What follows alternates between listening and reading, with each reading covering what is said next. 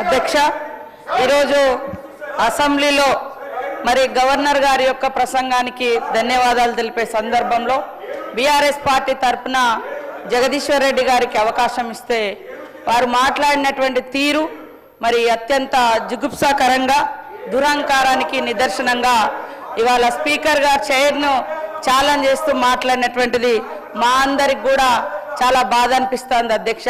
ఎందుకంటే అట్టడుగు వర్గాల బిడ్డలు ఇప్పుడిప్పుడు కొన్ని ఉన్నత పదవుల్లోకి వచ్చి మరి శాసనాలు చేసేటువంటి స్థానంలో ఉన్నటువంటి వాళ్ళను భయోత్పాతానికి గురి చేసే విధంగా నువ్వు కేవలము అక్కడ శాసనసభలో అంటే స్పీకర్గా కూర్చోవడం మాత్రమే, నీకు ఎలాంటి హక్కు లేదు, అధికారం లేదు అంటే స్పీకర్ పదవి అనేది రాజ్యాంగబద్ధమైనటువంటి పదవి.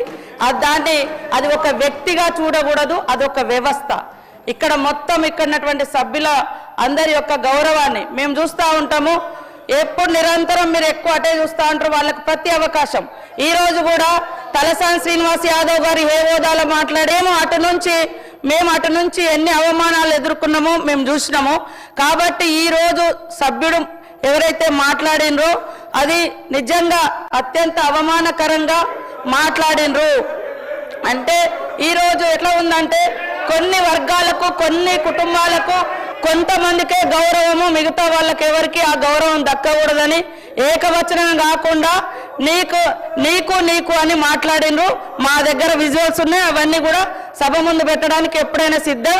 కాబట్టి ఖచ్చితంగా ఒక దళిత జాతి బిడ్డగా మరి ఒక అత్యున్నత స్థానంలో కూర్చోవడాన్ని వాళ్ళు జీర్ణించుకోలేకపోతున్నారు.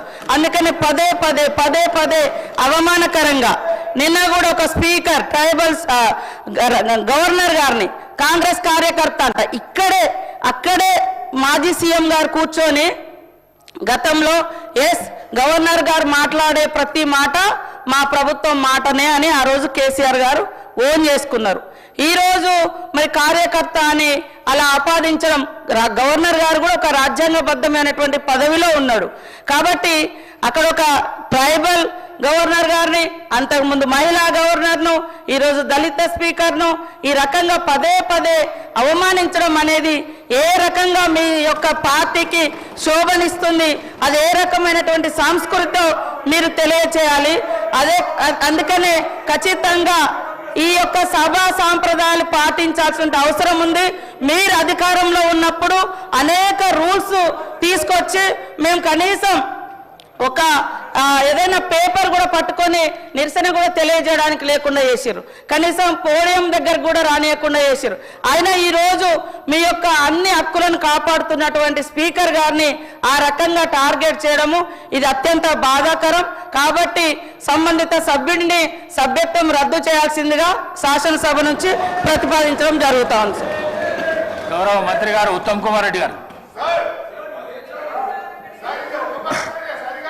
స్పీకర్ సార్, సభకు సహకరించండి, చాలా బిజినెస్ ఉన్నది, సభ్యులు మాట్లాడవలసిన అవసరం ఉన్నది. లేదు సహకరించమంటే చర్యలు తీసుకోవాల్సిన అవసరం వస్తుంది. దయచేసి